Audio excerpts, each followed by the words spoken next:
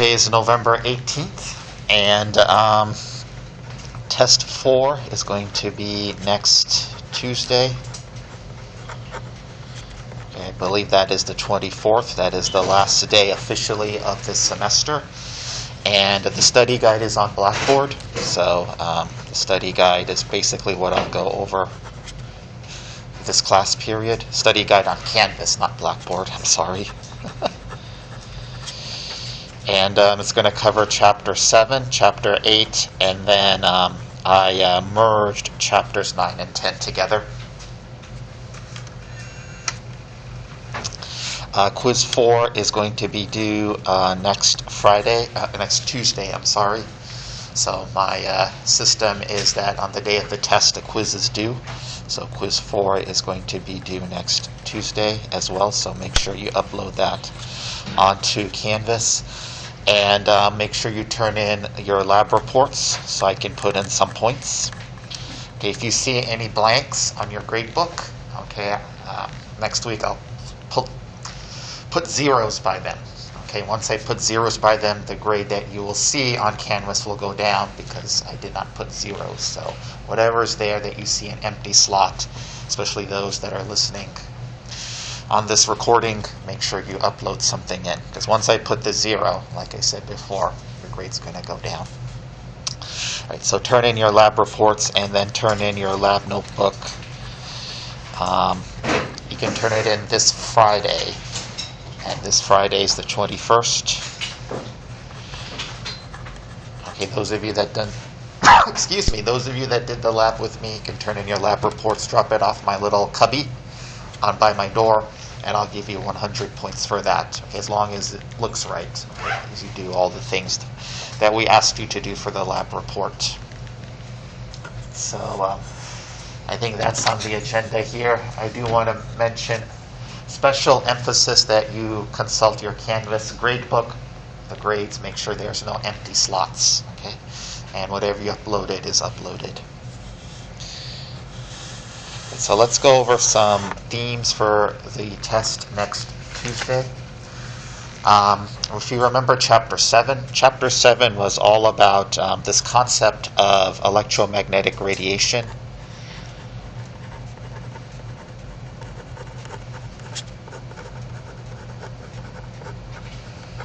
Okay, you see there's a lot of energy that comes from the electromagnetic spectrum.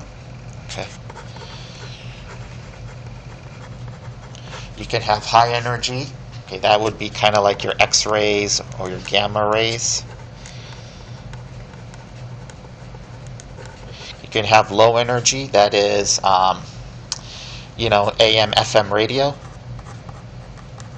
and all in between. So we can designate this area of the spectrum as high energy.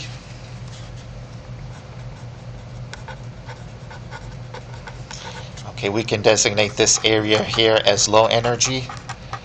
There's even a region here that we can see, white light, which is Roy G. Biv.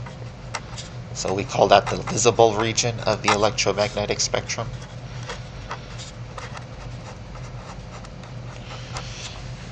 And then everything in between, UV, infrared, microwave, all of that stuff. So low energy, high energy.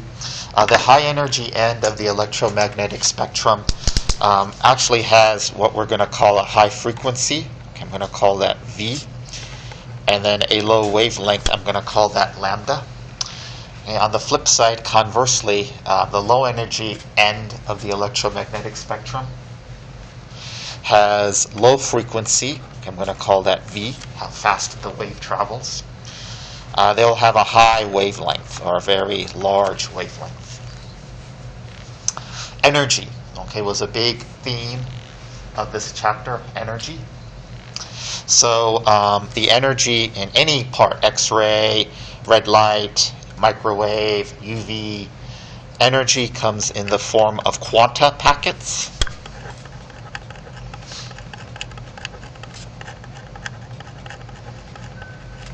And the equation for this is the energy is equal to HV. H is Planck's constant. I'll give that to you. V is the frequency. Also, these things travel at the speed of light. Okay, C is the speed of light. I'll give that to you. And one other thing that you should know, the electromagnetic radiation, whatever it may be, X-rays or AM or UV or infrared or microwave, not only do they travel at the speed of light, which is 3 times 10 to the 8 meters per second,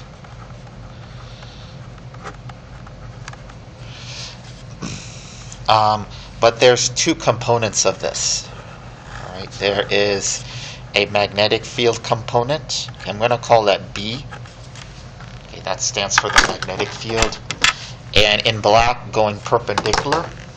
Okay, in orange, going perpendicular. How about in green, going perpendicular?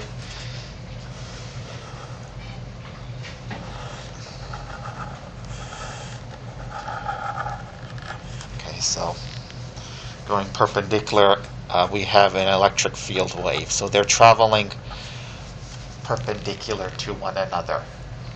Magnetic field wave, electric field wave. That is what all of this in the spectrum consists of, the electromagnetic spectrum. So you have an electric field wave. In green and perpendicular, key word here is perpendicular. Key word here is perpendicular. We have a magnetic field wave.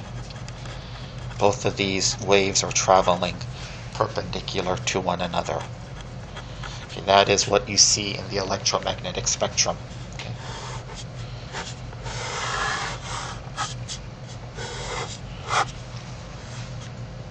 Having said that, let's say we have, I don't know, red light. And red light has a wavelength of,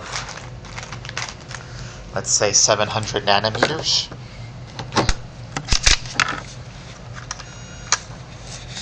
As an example, okay, you're driving to work or school and you see a red traffic light, right, and I tell you the red traffic light has a wavelength of 700 nanometers. Okay, so what is that energy that's hitting your eye and registered by your brain as red instead of yellow or green? Okay, so what's the energy that's coming to you? Okay, so what is the energy associated with that?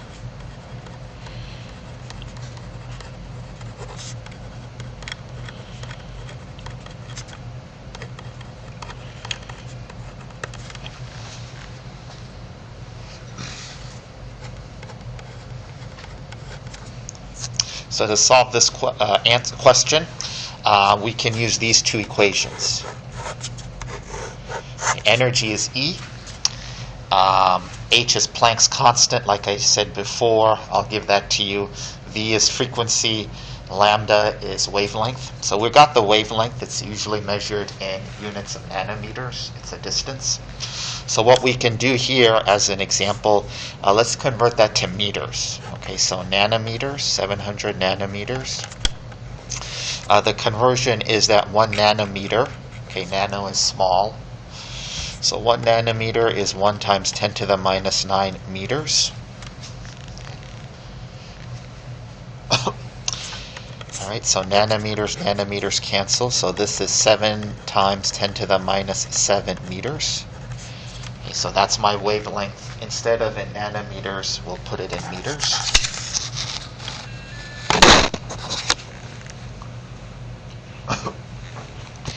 Alright.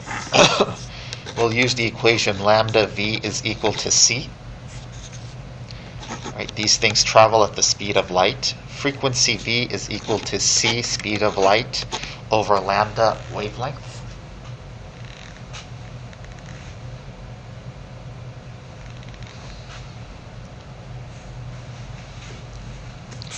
Right, speed of light C, I'll give you that on the exam. It's a constant, so you do not have to memorize any constant.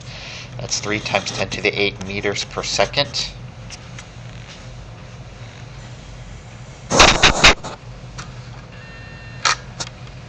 Okay, lambda is what we solved here. So divided by lambda is 7 times 10 to the minus 7 meters. So that gives us a frequency. Let's go ahead and solve that on our calculator.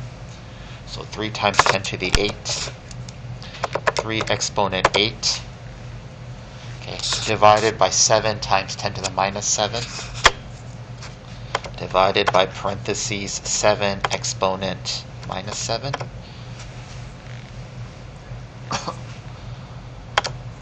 4.29 times 10 to the 14 hertz. Okay, hertz are inverse seconds, seconds to the minus 1.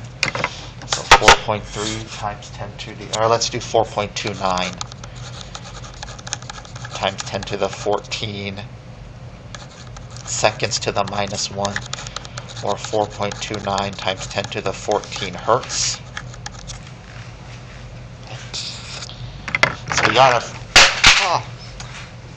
got our frequency. Let's go ahead and calculate the answer to this problem, the energy.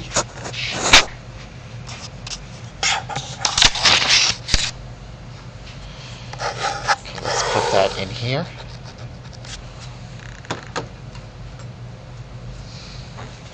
So the energy E is equal to Planck's constant. I'll give you this, 6.6, I think it's 6.63 times 10 to the minus 34 joules times second. Okay, I'll give you the right Planck's constant on the exam. And then frequency is right here, 4.29 times 10 to the 14. Okay, over seconds, which is the same thing as hertz. Okay, hertz equals 1 over second. And so doing this on our calculator, so 4.29 times 10 to the 14, okay, times Planck's constant. Let me just get this in. 6.63 exponent minus 34 times 4.29 exponent 14. Okay, the seconds cancel, giving me joules. So that light hitting me, red traffic light hitting me, has an energy very small, 10 to the minus 19, of 2.84 times 10 to the minus 19 joules. So that radiation of red light, visible region of the electromagnetic spectrum, again, harmless to us. But our brain can process that in the form of red light or whatever, green light, orange light. It's the energy associated with that. Okay. Again, kind of harmless. Right. So make sure you know how to do this type of math. Okay, it's very important, the spectrum. Okay, UV, X-ray, radio waves, UV, microwaves. It's magnetic field wave traveling perpendicular to an electric field wave. And remember also, we talked about this idea of quanta. Light, this type of energy, electrons as a subatomic particle, all of those have properties of a wave and particle.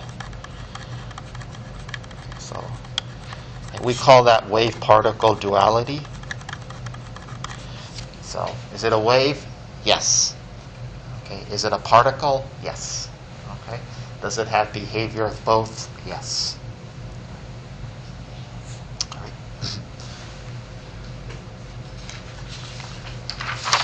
All right, topic number 2 on the test, something you should familiarize yourself with, is this idea of excitation and emission.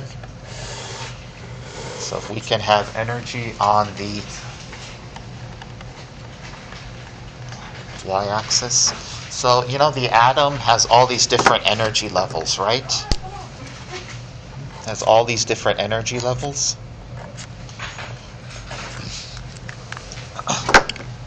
You remember we did this in class? Let's say I have an electron here. Okay, energy level 1, energy level 2. This is within the atom. Energy level 3, Energy level 4. Okay. What we can do is we can hit this with a quanta. Okay.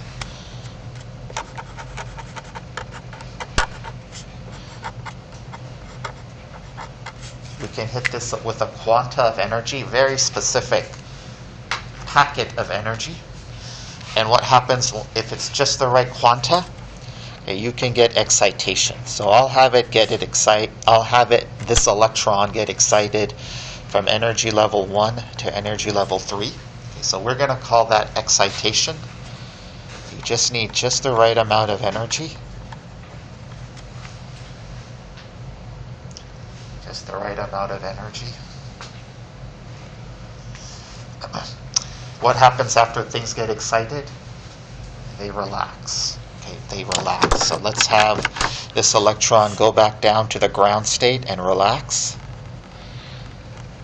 Okay. The thing is, when it relaxes, when it goes back down to the ground state, back to the ground state, there is an emission. Okay, there is an emission. Okay. So what will it emit? It will emit energy. Okay, what form of energy will it emit? It will emit energy from the electromagnetic spectrum. Okay, so this emission can either be UV, it could be infrared, it could be microwave, it could be even visible. Sometimes you can even see this. Okay, you can see this red light, blue light, green light. If you take pure sodium, okay, we did this when I was an undergrad. If you take pure sodium, sodium, okay, not pure sodium, but sodium, anything with sodium in it, put it next to a flame, you get a very bright orange color. Okay, anything with chlorine, put it by a flame, bright green color. So, that's emission. Okay, just need the right energy to excite an electron, and then it goes back down to the ground state. It emits. All right, so just make sure you're familiar with this general concept of excitation and emission.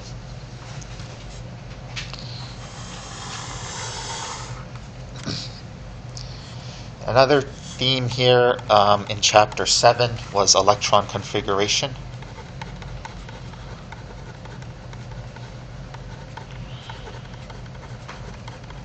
Okay, so we did some electron configurations of several types of atoms. Okay, so one thing you guys should know is the order, right? So anybody remember the order? Let's see here. You can make it like a song, okay? So we have 1s. 1s. This is also 1s, 2s. What's that? 2p, 2p, 3s, 3p. Well, I guess the song doesn't have a good tune. 1s, 2s, 2p, 3s, 3p. Now what's this? Where do the electrons go? 4s, right? 4s1, 4s2, and then after 4s, where will they go? Okay, did I hear 3d? Yeah, 3d is correct, Josh. 4s, 3d, 4p. Okay, here comes Santa Claus. Here comes Santa Claus. No? Okay.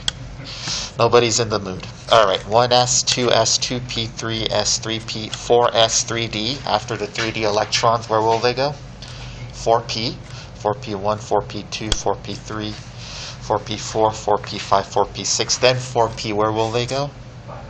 5s. Then 5s, 4d, then 5p. After 5p, where will they go? 6s. Be careful now. After 6s, where will they go? Okay, they will go to 4f. This is called the n. They will go to 4f. This is called the n-2 block. F electrons, just like the d electrons, are the n-1 block. So 4F, and now coming back to normalcy. What's normalcy? 5D, 6S, 5D, 6P, 6P, 7S. After 7S, now what? 5F, very good. 7S1, 7S2, 5F, 5F, 6D, and then finally, well, we're really not going to talk about this, but 7P. Okay. So that's the order that the electrons go marching in. Okay, that's the order in which the electrons go marching in. So make sure you know that. Okay. Don't trip up. 4S, 3D. And then after 6S, where do we go? 4F. After 6S, we go to 4F. So multiple choice questions on the order. Okay, after 6S, we go to 4F. All right, how many electrons do you think an S orbital can fill? How many? 2 electrons, okay, whether it's 1S, 2S, 3S. You see the big number here is just the level. Okay, so you, Megan, 1S, you, Elizabeth, and Joshua, Bryce, 2S. You guys over there, 3S. Okay, it's just a level. Okay? But the S electron holds 2 electrons. Okay, what about P? How many electrons? 6. Okay, so it'll spin up, spin up, spin up. You know, I don't want to go to you guys over there. I don't want to be by you, Josh. I'll just team up. So they'll team up, spin down, spin down, spin down. Okay, after that's full, they'll go to D. Okay, how many electrons do you think a D can fill? 10. Okay, so spin up, spin up, spin up, spin up, spin up. The electrons go marching in. Spin down, spin down, spin down, spin down, spin down. So as they go in this order, they're going to go spin up and then spin down. Except S. Okay, except S. S will just spin up, spin down. Why? It's just closer to the nucleus. It's just closer. Okay, so. All right, so yes, Joshua, 2 electrons in a p orbital, 2 electrons in an s orbital, 6 electrons in a p orbital, and then 10 electrons in a d orbital. Okay. That's how much they can fill. Okay, make sure you know the order as well. All right, so 2 other things, actual electron configurations. Okay, so how about, I don't know. Okay, what will be the electron configuration of potassium then?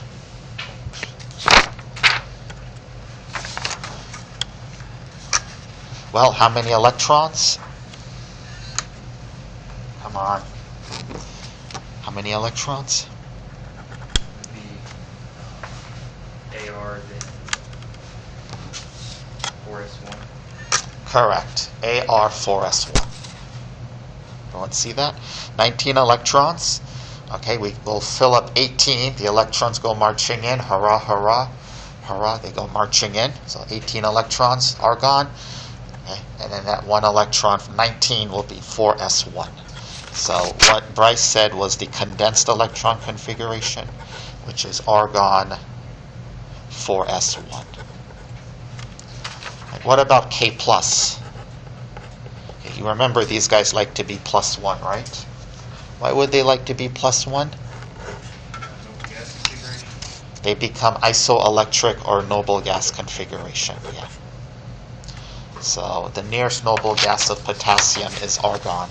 So yeah, that's why that electron is, you know, here, here, here. Take it, take me, take me, take me, so that I can become a full 3 energy. My n equals 3 will be full, complete octet at the 3 energy level when potassium gives up that electron and becomes K plus. So we call this, the word for this, the technical word for this is isoelectric. Isoelectric. Which means same electron configuration.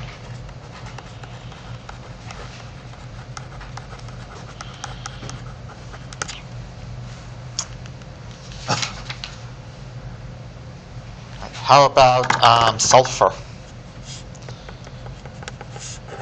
Okay, so make sure you bring your periodic table or have one open on your computer. Yeah, I like to have it with me. I don't like flipping through tabs. What about sulfur? How many electrons? 16 electrons. The electrons go marching in.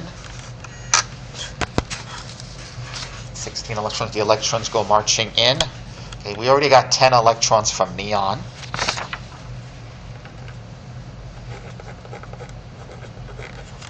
And now what? It's going to be 3s2, 3p1, 2, 3, 4. Everyone agree? So neon 3s2, 3p4. Okay, does everyone see that? Okay, speak now or forever hold your peace.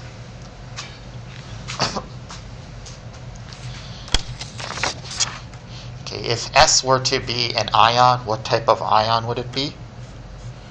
It would be an anion, right? Why would it would want to gain electrons? Anion.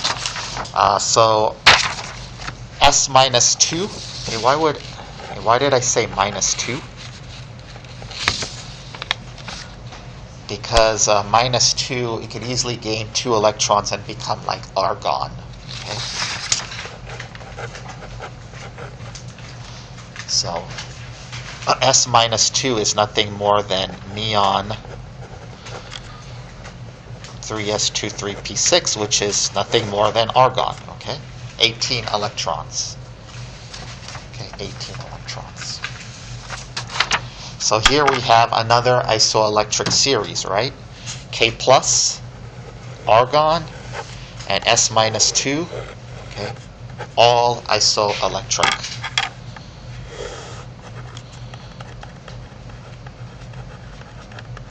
Okay, same electron configuration. Let me give you one more.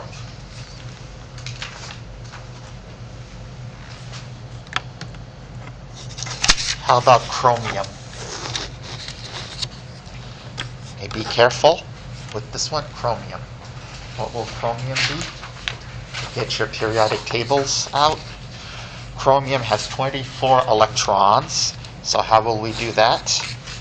The electrons go marching in. Hurrah. Well, let's get 18 from argon, right? 18 from argon. And chromium. So 18, 4s2. Everyone okay with that? And then 3d1, 3d2, 3d3, 3d4. Okay, 4s2, 3d4.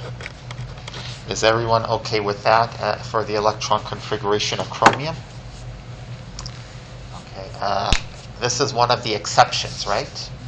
So this is technically not the right answer. Okay, what happens with chromium? So we have 4s. So we have 4s. After 4s is 3d.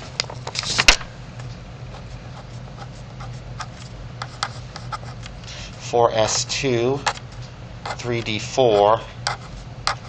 So this is one of those weird ones. So what's weird about it is that this one will actually self-promote. Okay, do we remember this from class? Vague recollection? Okay, a self-promotion.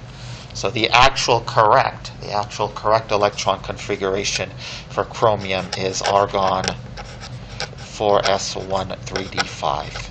Okay.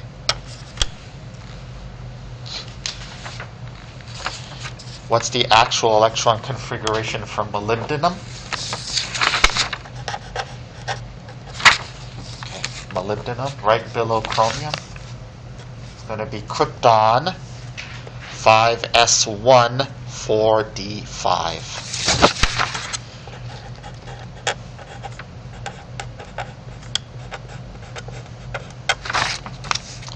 What about what's below chromium, molybdenum, tungsten? What's tungsten? tungsten is xenon 6s2.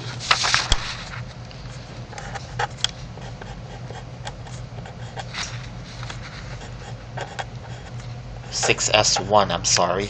4f14. And then this is 5d5. So you have here self-promotion. This just seems to happen on its own, spontaneously. Okay? Self-promotion.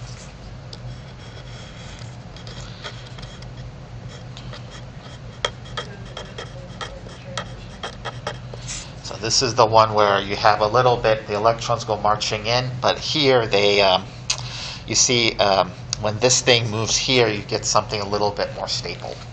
How do we know when to do it? How do we know when we do that? Yeah. You just have to know that it's the chromium, molybdenum, and tungsten. Okay, there's also another exception, so there's always exceptions. The second set of exceptions is here: copper, silver, and gold.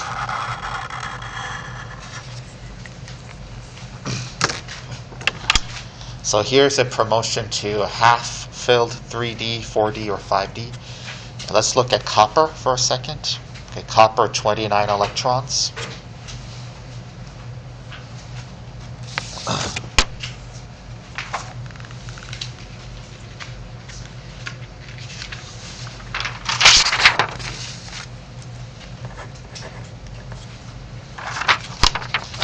Copper, 29 electrons. It's going to be argon, 4s2.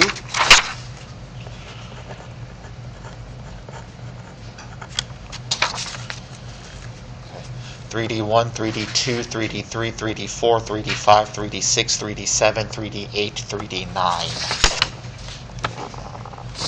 So is this the right electron configuration for copper? Okay, so what happens here? We have our 4s, we have our 3d. Same situation as before. 1, 2, 3, 4, 5, 6, 7.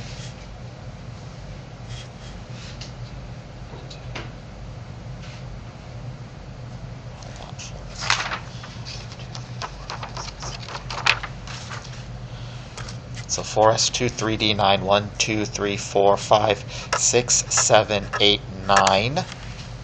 So what happens? We have a promotion.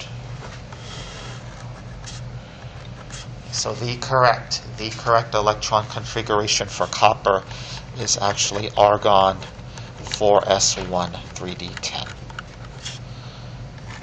Okay, again, we have some exceptions here to the electrons going and marching in.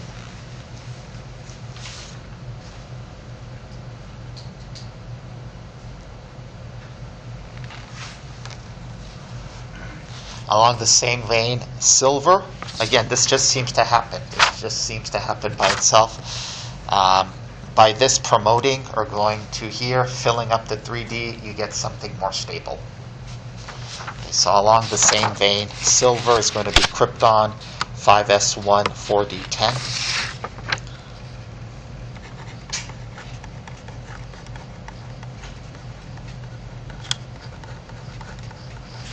Right. Krypton 5s1 4d10, and then gold is going to be xenon 6s1 4f14 5d10. Okay, xenon 6s2 4f14 5d10. Again, self-promotion.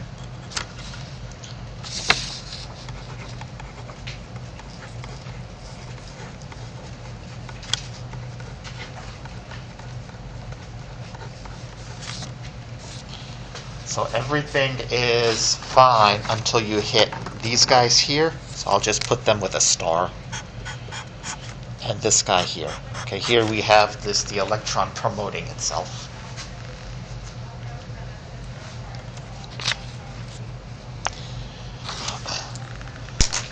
Okay, the final thing I want to talk to you guys about is quantum numbers. So there is a couple of questions on quantum numbers.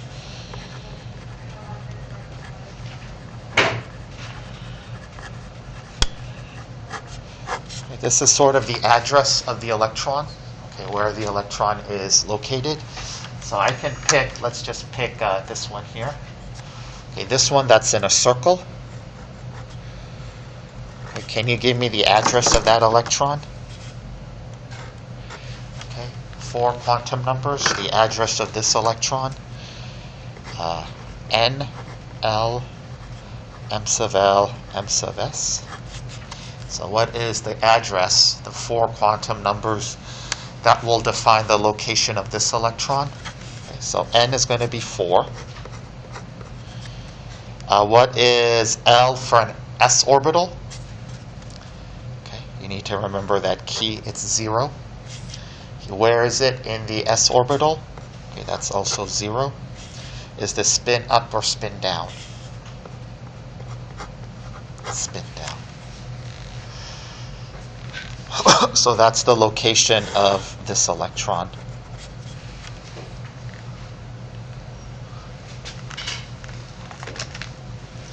All right, let me pick on another electron. How about this one right here? Okay, what is the address for this electron? All right, it's 3D, so it's located in 3D, so the N is 3. Okay, what is L for a D orbital? 0 is S, 1 is P, so 2 is going to be D. Okay, that's the code. Okay, what is M sub L? Okay, this is how you do this. Remember, in M sub L, the center slot becomes a 0, and then you go numerically. So +1, +2, and then -1, -2. So what slot is this in? It's in the 0 slot. And is the spin up or spin down? Spin up, so that's +1/2. Okay. So that would be the quantum number for that electron here. All right.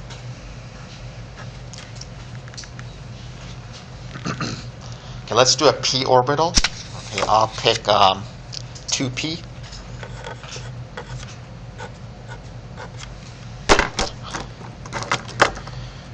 Spin up, spin up, spin up, spin down, spin down, spin down. So let me pick on this electron in the box. What would be the quantum numbers for that electron? Right here in the box. So N is equal to 2. It's a 2p orbital. Okay, what is L for p? If S is 0 and L equals 0 for an S, L equals 2 for a D. What is the code for P? 1. Okay, so L is equal to 1 for a p orbital. This is called the angular momentum quantum number. This is its technical name. Right, here's M sub L. This is how you do M sub L. You're always going to pick the center as 0. And then you're going to go numerically. So +1 here, and then -1 there. So what electron, or what is M sub L for this electron that's in the box? Okay, everyone see it's +1. So +1. 1. And is this spin up or spin down? So spin down is designated. Spin down is designated as -1/2. So the quantum number for this electron is 2, 1, 1, -1/2.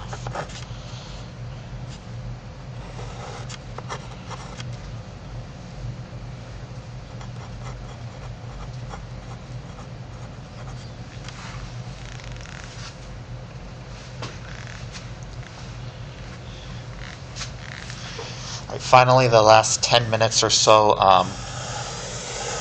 we spent the bulk remainder of the course talking about Lewis structures.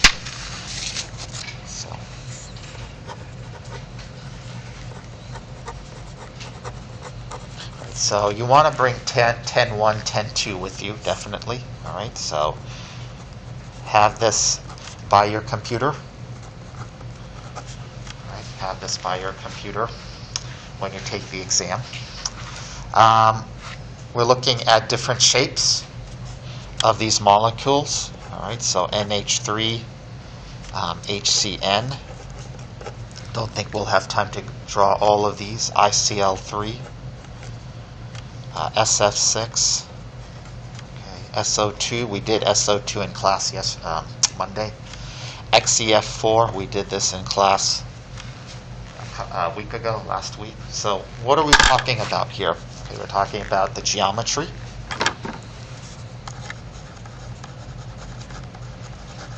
Okay, we're talking about the polarization, whether it's polar or nonpolar. Okay, this will be important in Chem 2. So pay special attention for those that are taking Chemistry 2 next term. We're also talking about hybridization.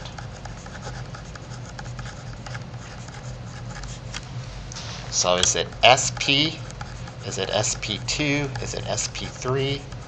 These are your choices. Is it SP3D or is it SP3D2?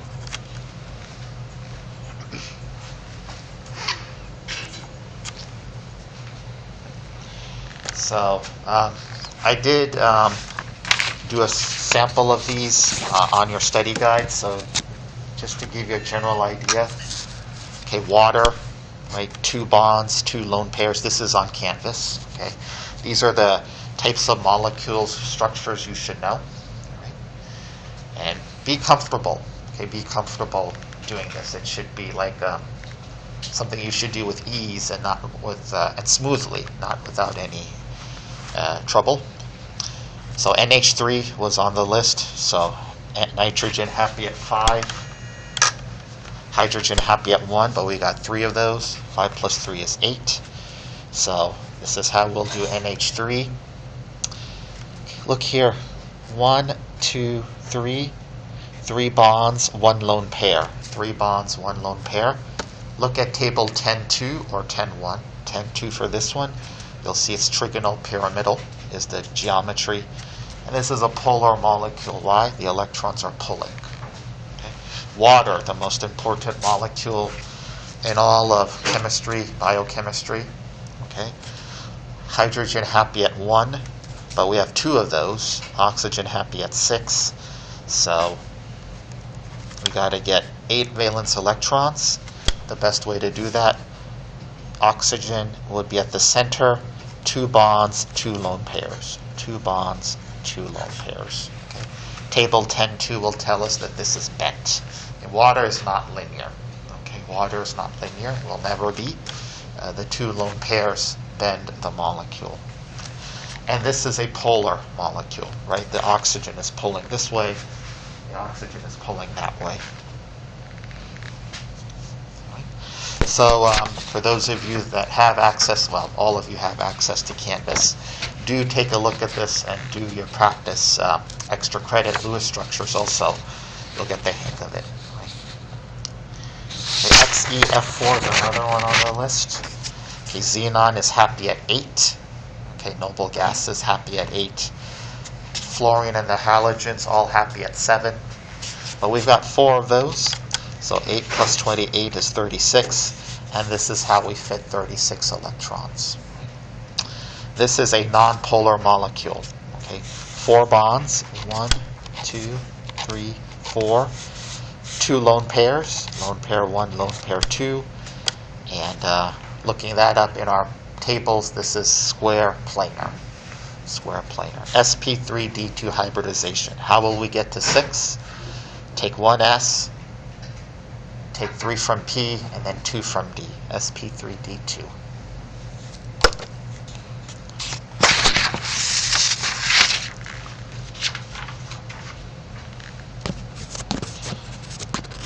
Couple of more, so check these out on your study guide. Okay, all of this is in your study guide.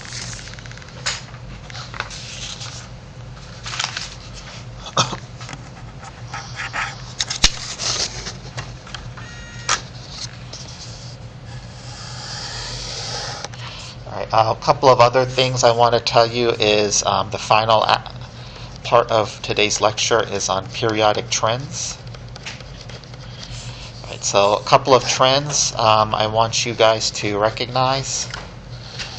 Okay, one trend is called the ionization energy, IE1. Okay, it's literally the energy required to remove an electron. Okay, the energy required to remove an electron. So the trend is like this. Okay, this energy gets less and less and less as you go down, so it decreases.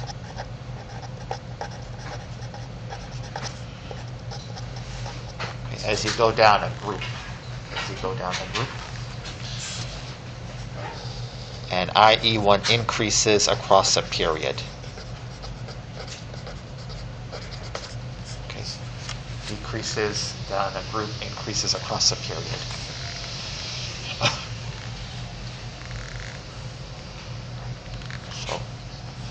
So something like here will have a ionization energy that is more than something here. Okay, this will have more ionization energy.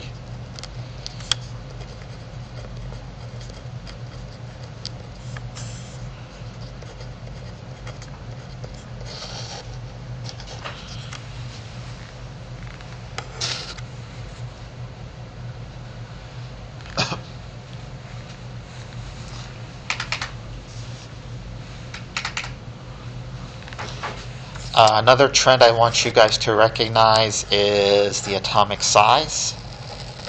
Okay, the atomic size or the atomic radius. So what's the trend here?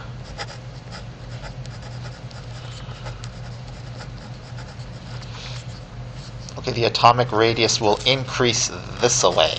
Okay, the other way, the size.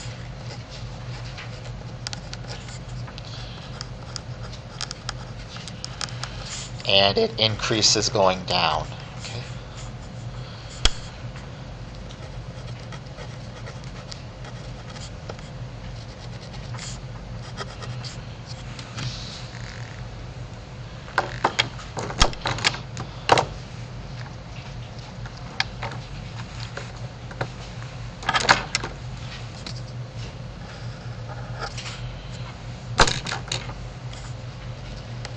So the size of this will be smaller than that. Okay, so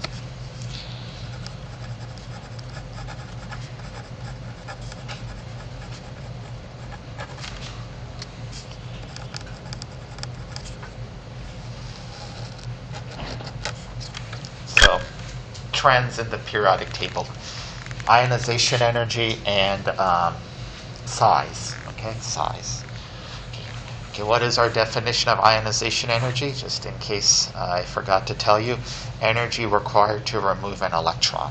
Okay, so it's an energy required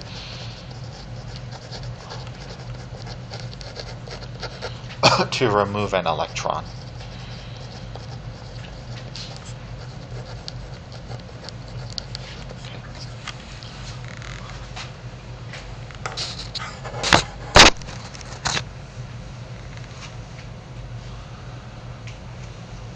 All right. I think I don't have time to go over these guys, but I'm pretty sure they're all on this list here.